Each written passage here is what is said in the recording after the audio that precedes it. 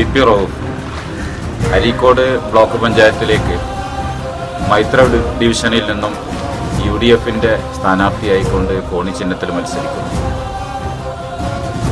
എന്നെ തെരഞ്ഞെടുക്കപ്പെടുന്ന പക്ഷം ഈ നാട്ടിലെ മുഴുവൻ ജനവിഭാഗങ്ങളുടെയും നന്മക്കും നാടിൻ്റെ വികസനത്തിനും വേണ്ടിയിട്ട് പ്രവർത്തിക്കുമെന്ന് ഈ അവസരത്തിൽ ഞാൻ നിങ്ങൾക്കെല്ലാവർക്കും ഉറപ്പു തരികയാണ്.